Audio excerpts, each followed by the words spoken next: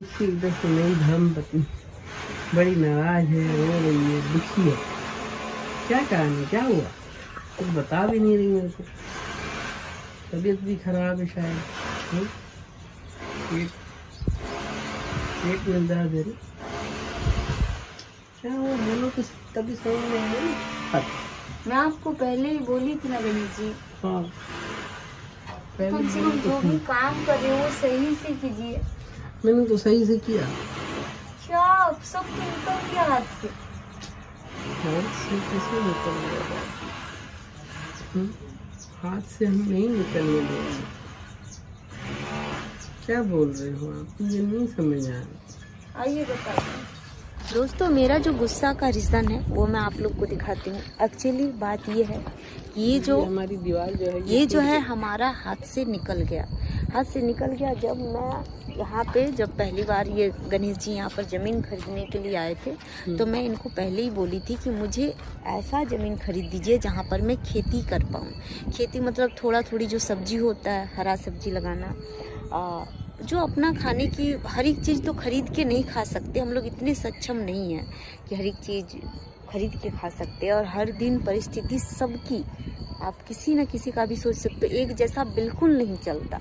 तो वही मैं बोली कि ये मुझे कैसे भी करके खरीद दीजिए गणेश जी। तो गणेश जी ने कहा कि हाँ ठीक है, मैं आपको खरीद दूँगा, पहले ये घर बना लेते हैं धीरे धीरे, उसके बाद खरीदेंगे। ये घर हमारा इतना बन गया। और आप लोग सब कमेंट में बोलते हो कि इतने आउट जगह में आप घर बना रहे हो जहाँ पर चारों तरफ खेती खेत है, घर का एक नाम निशाना नहीं है। तो सच बताऊं दोस्तों, ये जितना आपको आसपास में, मैं आपको कैमरा घुमा रही हूँ, जितना आसपास में आपको दिखाई दे रहा है, एक्चुअली ये सारा ज़मीन बिक चुका है। और सबने पहले कितना भाव था जी? पहले 400 नहीं, सबसे पहले 300 या 200 था। 200 था, 150 200 कुछ ऐसे था। उसके बाद 300 बढ़ा। एक साल में हमने लिया 450 में, 450 में लिया। और इतनी रफ्तार से ये मतलब ज़मीन का भाव बढ़ा। सब खरीद लिए हैं। खरीदे क्यों हैं? बेचने के लिए, ताकि मैं डबल भाव में बेच पाऊँ। सब खरीद लिए थे। तो हम लोग बोले 450 में खरीदे तो 85 रुपया ज़्यादा बढ़ेगा। और कितना बढ़ेगा? 500। तो ये हमारा घर 7 लाख में पड़ा, मतलब पूरा बिक्री लगा के 7 लाख में ज़मीन पड़ा। बोले कैसे भी करके हम लोग नीचे वाला भी खरीद लेंगे। लेकिन अब क्या हुआ, डबल हो गई है जितना।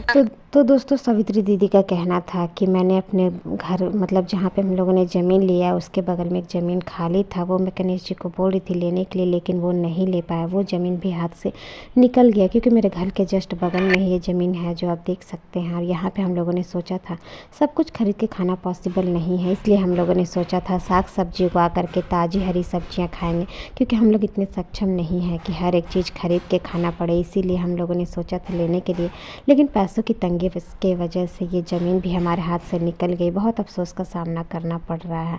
गणेश जी की गलती की वजह से ये ज़मीन हमारे हाथ में नहीं आई, नहीं तो ये ज़मीन भी हमारी ही होती और हम लोग काफ़ी खुश होते। यहीं पे हम लोग खेती बाड़ी करते, बहुत ही अच्छा लगता, पैसे भी